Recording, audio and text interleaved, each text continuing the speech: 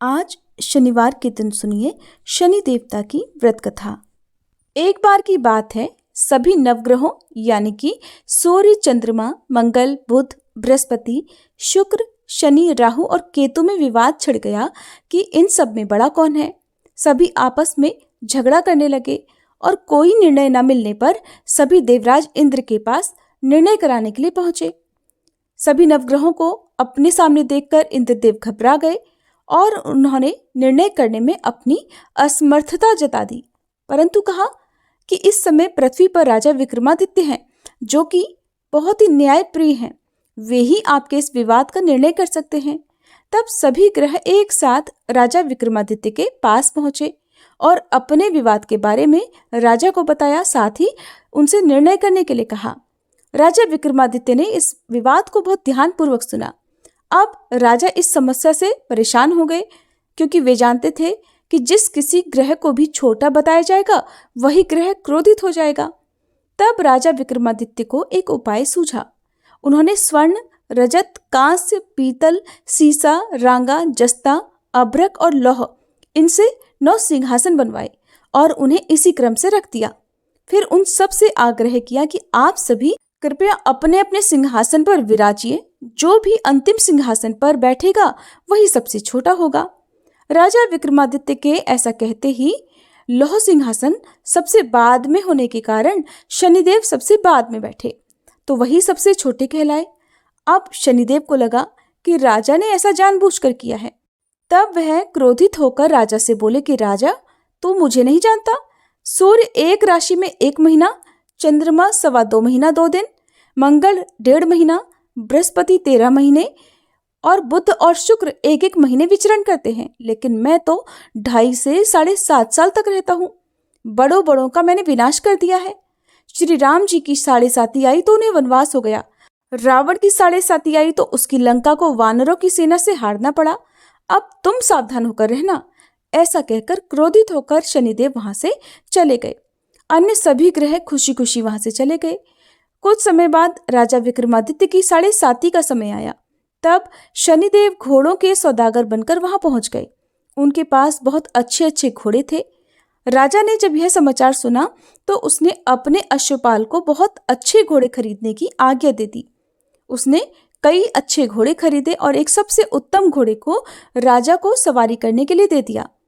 राजा जैसे ही उस घोड़े पर बैठा, वह घोड़ा सरपट वन की ओर भागने लगा और भयानक वन में पहुंचकर वह घोड़ा अंतर्ध्यान हो गया। अब राजा विक्रमादित्य भूख प्यास से भटकते रहे। तब एक ग्वाले ने राजा को पानी पिलाया। राजा ने प्रसन्न होकर उसे अपनी अंगूठी दे दी। वह अंगूठी देकर अब राजा अपने नगर को चल दिए और वहां उन्होंने अपना नाम उज्जैन निवासी वीका बताया। वहां एक सेठ की दुकान में उन्होंने जल इत्यादि पिया। कुछ देर आराम किया। भाग्यवश उस दिन सेठ की खूब बिक्री हुई। सेठ बहुत प्रसन्न हो गया और बड़े प्रसन्न मन से वह राजा को भोजन कराने के लिए अपने साथ घर ले गया।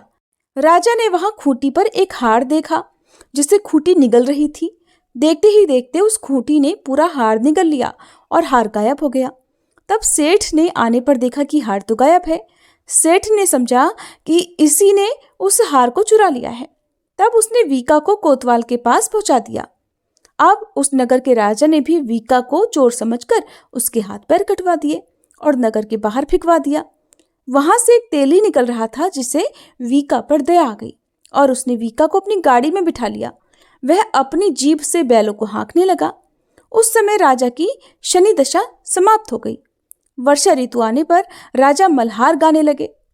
राजा जिस नगर में थे, वहां की राजकुमारी मनभावनी को उनका गाना इतना पसंद आया कि उसने मन ही मन प्रण कर लिया कि वह उस राग गाने वाले से ही विवाह करेगी।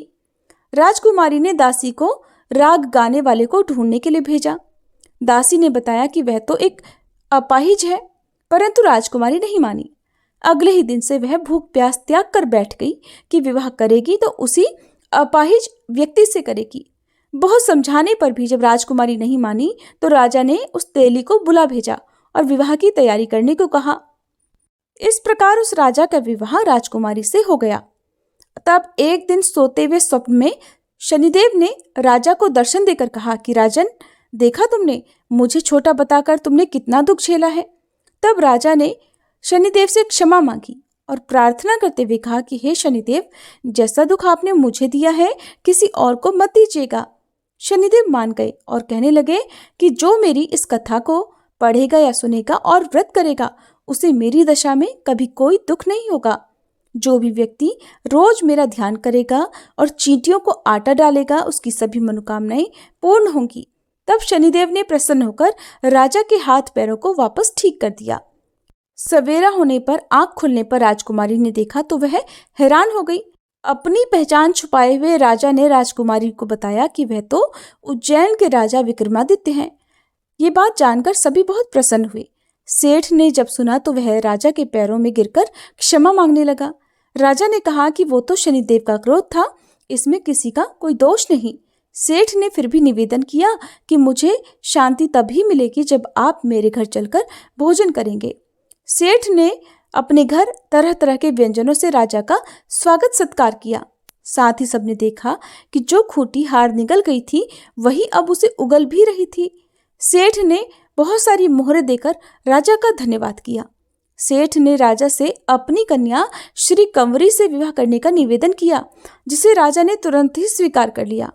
कुछ समय बाद राजा अपनी दोनों रानियों मनभावनी और श्री कंवरी को सभी उपहार सहित लेकर उज्जैन नगरी को चल दिए। वहां सभी नगरवासियों ने नगर के बाहर आकर राजा और अपनी रानियों का खूब आदर सत्कार किया। सारे नगर में दीपमालाएं बनाई गई, सभी द्वारों को खूब सजाया गया और सारा नगर जगमग करने लगा। तब राजा ने घोषणा की कि मैंने शनिदेव को सबसे छोटा बताया था, जबकि असल में तो शनिदेव ही सर्वोपरि हैं। तब से सारे राज्य में शनिदेव की पूजा और कथा नियमित होने लगी। सारी प्रजा भी खुशी और आनंद के साथ अपना जीवन बिताने लगी। जो भी कोई शनिदेव की इस कथा को पढ़ता है या सुनता है, उसके सभी दुख शनिदेव की कृपा से दूर हो जाते हैं। व्रत के दिन इस कथा को अवश्य ही पढ़ना या सुनना चाहिए। यदि संभव हो तो सप्ताह के सभी दिन इस कथा का पाठ करना चाहिए।